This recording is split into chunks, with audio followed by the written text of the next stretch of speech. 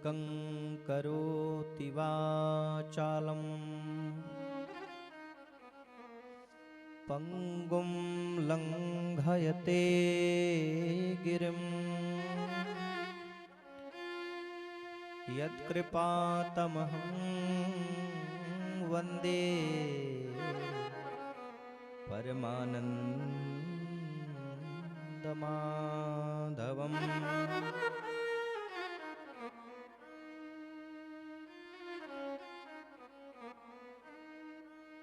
जब नए नए श्रोता आते हैं तो समझ में नहीं आता कि कहाँ से कथा शुरू किया जाए। अच्छा, आप लोगों को जानकारी के लिए एक बात बता दूं, जितने लोग आए हैं, ये जो कथा यहाँ चल रही है वो श्रीमद् भागवत महापुराण की कथा चल रही है। किसकी कथा? श्रीमद् भागवत महापुराण की कथा।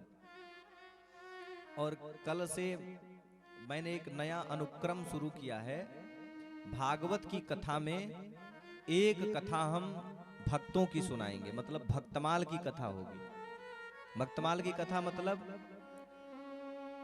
कई लोगों का यह प्रश्न होता है कि महाराज भगवान तो विरक्तों को मिलते हैं, भगवान तो महात्माओं को मिलते हैं, भगवान ब्राह्मणों को मिलते हैं, हम तो गृहस्थ हैं, हमको भगवान थोड़ी ना मिलेंगे। पर ध्यान दीजिए, भगवान खेती करने वाले को मिले हैं, खेती करने वाले को भगवान मिले हैं, व्यापार करने वाले को भगवान मिले हैं, हर प्रकार के काम करने वाले को भगवान मिले हैं, कसाई को भगवान मिले हैं। भगवान जिन जिन को भगवान ने दर्शन दिया है कलयुग में, वो कोई विरक्त नहीं हुए, वे कोई महात्मा नहीं हुए, वे सभी के सभी लोग गृहस्थ थे, अपना बिजनेस और व्यापार करते थे। ऐसे ऐसे लोगों को भगवान ने कलयुग में प्रत्यक्ष आकर के दर्शन दिया है। लेकिन एक नियम है इसका।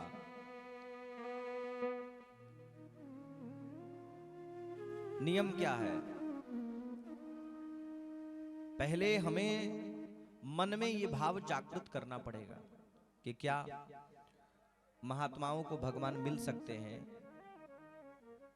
बड़े बड़े विद्वानों को भगवान मिल सकते हैं, रैदास के घर भगवान आ सकते हैं, कर्माबाई को भगवान दर्शन दे सकते हैं, तो क्या वो भगवान हमारे घर नहीं आ सकते? आ सकते हैं। लेकिन हमें क्या करना पड़ेगा? हमें पहले विचार लाना पड़ेगा, हमें सोचना पड़ेगा कि हमें भगवान को पाना है, हमें भगवान चाहिए। भागवत की कथा आती है, ब्रह्मा ने जब सृष्टि की थी तो मनु और शत्रुपा की जब उम्र 75 वर्ष हो गई तो दोनों रोने लगे। महाराज मनु भी रो रहे हैं और शत्रुपा जी भी रो रही हैं। तो शत्रुपा जी तो पति को देख के रो रही है, क्योंकि माताओं का स्वभाव होता है, जब कोई रोएगा तो उनको देख के उनको भी रोना आ जाएगा। लेकिन शत्रुपा जी ने महाराज मनु से पूछा कि आप क्यों रो रहे हो? तो महाराज मनु ने हाथ जोड़ लिया, बोले देवी चौथापन आ गया, चौथी अवस्था आ गई, और चौथे पन में हमने भगवान को नहीं पाया, हमने भजन नहीं किया, इसलिए मैं रो रहा हूं। हमें अभी तक भगवान नहीं मिले। महाराज मनु कहते हमें भगवान नहीं मिले, इसलिए मुझे रोना आ रहा है। और भगवान नहीं मिले इसका मतलब है कि हमने भगवान का भजन नहीं किया, भगवान को सही से याद नहीं किया। यदि भगवान का भजन किया होता, यदि भगवान को सही से याद किया होता, तो आज हमको भगवान मिल गए होते। महाराज मनु रो रहे हैं, चौथापन आ गया है। जिस समय मन में ये भाव जागृत हो जाए कि हमें भगवान को पाना है, तो समझ लेना हमारी भक्ति की शुरुआत हो गई। बोलो राधे राधे। भक्ति शुरू वही से होती है जिस समय हमारे मन में यह अभिलाषा जागृत हो जाए कि हमें भगवान को पाना है, भगवान को प्राप्त करना है। तो ये भागवत की कथा हम सुन रहे हैं, श्रीमद् भागवत महापुराण। हाँ, 12 भागवत हुए हैं, 12 भागवत। वो अजामिलोपाख्यान की कथा में चर्चा आती है। जो भगवान का हो जाए वो भागवत है। हम लोग किसकी कथा सुन रहे हैं? श्रीमद् भागवत महापुराण। पुराण की कथा। और ध्यान दीजिएगा, गांव जाके ये मत कहना कि गए थे प्रयागराज में तो भगवत गीता की कथा सुन के आए, क्योंकि भगवत गीता अलग है। भगवत गीता में 700 श्लोक हैं और श्रीमद् भागवत महापुराण में 18,000 श्लोक हैं, 12 स्कंद हैं और 335 अध्याय हैं। तो हम लोग किसकी कथा सुन रहे हैं? श्रीमद् भागवत महापुराण की कथा।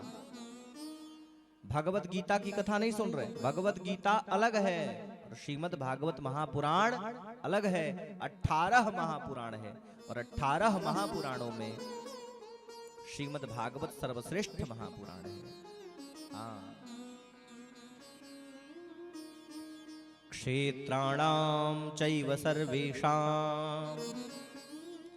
यथा काशी ह्यनोत्तमा तथा पुराण व्रातानां श्रीमद्भागवतं तथा।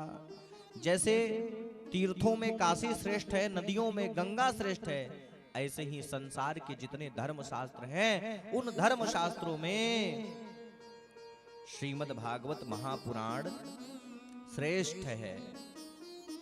हम श्रीमद्भागवत महापुराण की कथा सुन रहे हैं। श्रीमद्भागवत महापुराण कलयुग में इसको ज्ञान यज्ञ कहा गया है। क्या कहा गया? भागवत को क्या बोलते? ज्ञान यज्ञ। अच्छा चलो एक बार जोर से जयकारा लगाते, बोलो श्रीमद् भागवत भगवान की, श्रीमद् भागवत भगवान की। ये इसलिए जयकारा लगवा रहा हूं ताकि आप लोगों को नाम याद हो जाए, रट के जाओ। यहां से आप पढ़ने बैठते हो तो विद्यार्थियों को समझ में भी तो आना चाहिए। हाँ, विद्यार्थियों को समझ में आना चाहिए। तो काय की कथा सुन रहे हैं हम लोग? श्रीमद् भागवत महापुराण की कथा। हाँ, मैं बार बार कहता हूं, इस कथा की महिमा है। आधा श्लोक या एक श्लोक लिख करके यदि घर में रख दिया जाए तो घर में श्री हरि का वास हो जाता है, श्री हरि का निवास हो जाता है। लिख करके रख दिया जाए आधा श्लोक तो भागवत महापुराण की कथा हम सुन रहे हैं। अब ये भागवत जो है इसको हम ज्ञान यज्ञ कहते हैं। क्या कहते हैं? ज्ञान यज्ञ। द्रव्य यज्ञास्तपो यज्ञा योग यज्ञास्तथा परे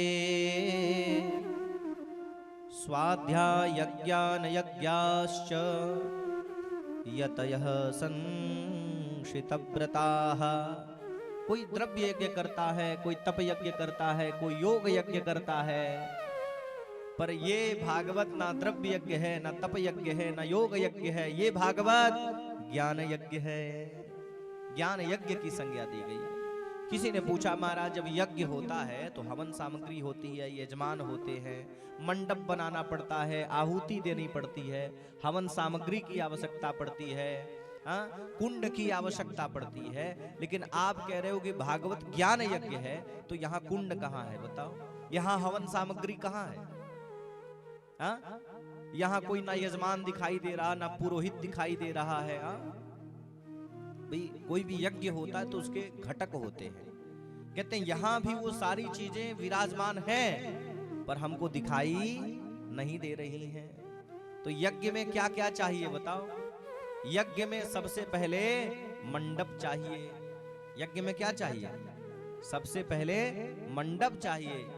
तो ये जो कथा का जो पांडाल जिसको हम बोलते हैं, जहां कथा होती है, ये पांडाल ही यज्ञ मंडप हो जाता है।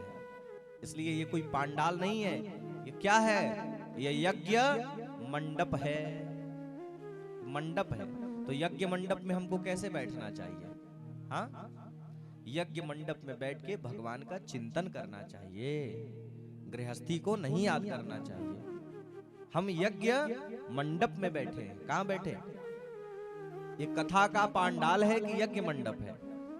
ये पांडाल नहीं है, ये कथा का मंडप है, ये यज्ञ मंडप है। अच्छा, मंडप तो हो गया, अब क्या चाहिए? बोले यज्ञ कुंड चाहिए। बोले कुंड कहाँ है? बोले ये जो मंच है, ये जो बना है, ये क्या है? बोले ये कुंड है, यही कुंड है जहां हम बैठे हैं। ये कुंड है। अच्छा, कुंड तो हो गया, पर महाराज इसमें हवन किस चीज का होगा? भाई सामग्री भी तो चाहिए।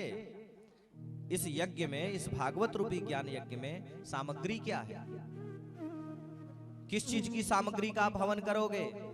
तो कहते हैं अज्ञान रूपी, जो हमारा अज्ञान है यही सामग्री है। इस अज्ञान का हम इस ज्ञान यज्ञ में हवन करेंगे। हाँ, और मंत्र किसका पढ़ रहे हैं हम लोग? तो ज्ञानाग्नि दग्ध कर्माणम भस्मसात् कुरुते अर्जुन। आहा हा हा हा, अज्ञान का हवन करना है। ज्ञानाग्नि दग्ध कर्माणम, और अग्नि किस चीज की है? भाई हवन जब करेंगे तो हवन किसका करेंगे हम लोग? अपने अपने अज्ञान का हवन करेंगे। अज्ञान क्या है? बोले कि मैं कौन हूं, ईश्वर कौन है, ये जगत कौन है, और ईश्वर को प्राप्त करने का साधन क्या है। इन चार विषयों का हमको अज्ञान है। तो हम लोग इस यज्ञ कुंड में किसका हवन करेंगे? अपने अपने अज्ञान का हवन करेंगे। तो जब हवन करेंगे तो अग्नि भी तो चाहिए। अग्नि क्या है? कहते हैं ज्ञान अग्नि दग्ध कर्माणम भस्मसात् कुरुते अर्जुन। अग्नि है ज्ञान, और ज्ञान रूपी अग्नि में हम लोग बैठ करके अपने अपने अज्ञान का करेंगे स्वाहा। हाँ, तो भागवत ज्ञान यज्ञ है। श्रेयान् द्रव्यमयाद्यज्ञाज ज्ञान यज्ञः परं तपः। श्रेयान् द्रव्यमयाद्यज्ञाज ज्ञान यज्ञः परं तपः। भगवान गीता में अर्जुन से कहते हैं, हे अर्जुन, श्रेयान् द्रव्यमयाद्यज्ञाज, संसार में जितने भी यज्ञ हैं, द्रव्य यज्ञ, तप यज्ञ, योग यज्ञ, उन जितने भी यज्ञ हैं, उन यज्ञों में सर्वश्रेष्ठ यज्ञ कौन सा है? तो श्रेयान् द्रव्यमयाद्यज्ञाज ज्ञान यज्ञः परं तपः। उन यज्ञों में सर्वश्रेष्ठ यज्ञ है ज्ञान यज्ञ। हाँ, तो इसमें यजमान कौन है और पुरोहित कौन है? कह रहे पुरोहित वो है जिसके पास ज्ञान है। पुरोहित कौन है? पुरोहित है जिसके पास ज्ञान है। और यजमान कौन है? जिसके पास अज्ञान है। तो ज्ञान रूपी अग्नि में आप लोगों के अंदर जो अज्ञान है, थोड़ा आपका अज्ञान और थोड़ा मेरे अंदर भी अज्ञान है, हम सब मिलकर के अपने अपने अज्ञान का हवन इस भागवत रूपी ज्ञान रूपी अग्नि में हम लोग करने जा रहे हैं। बोलो राधे राधे। थोड़ा कठिन है, हाँ, कभी कभी कठिन चीजों को भी समझना चाहिए। हाँ, सोचा समझा दूं, रोज कुछ ना कुछ समझाना पड़ता है आप सबों को। तो फिर से रिपीट कर दें, ये भागवत ज्ञान यज्ञ है। अग्नि क्या है? अग्नि है ज्ञान। हवन सामग्री क्या है? हवन सामग्री अज्ञान। पुरोहित कौन है? जिसके पास ज्ञान है। यजमान कौन है? जिसके पास अज्ञान है। बात समझ में आई? यज्ञ मंडप कहाँ है? बोले पांडाल ही यज्ञ मंडप है। कुंड कहाँ है? बोले ये मंच ही कुंड है जिसपे हम बैठे हैं। श्रेयान् द्रव्यमयाद्यज्ञाज ज्ञान यज्ञः परं तपः। संसार के जितने यज्ञ हैं उन यज्ञों में श्रीमद् भागवत ज्ञान यज्ञ ही श्रेष्ठ है। भगवत गीता में भगवान ने भी कहा है। तो हम लोग श्रीमद् भागवत ज्ञान यज्ञ में बैठे हैं। तो ज्ञान यज्ञ में कैसे बैठना है? यजमान बन के बैठना है। यजमान कौन है? बोले जो अज्ञानी है। अज्ञानी बनकर के यहाँ बैठना है, ज्ञानी बनकर के नहीं बैठना है। अगर अज्ञानी बन के नहीं बैठेंगे, ज्ञानी बन के बैठेंगे, तो इस कथा के लिए आप पात्र नहीं, आप अपात्र हो जाएंगे। हाँ, अज्ञानी बन के बैठिए। जब बड़ी भूमिका बनानी पड़ती है, सब नए नए लोग हैं तो भाई इनको भी तो बोध होना चाहिए। और कुछ मैया जी लोग सो रही हैं, इनके पास साड़ी का पल्लू है, नीचे गिराया, हिल रही है, लग रहा है कितना बढ़िया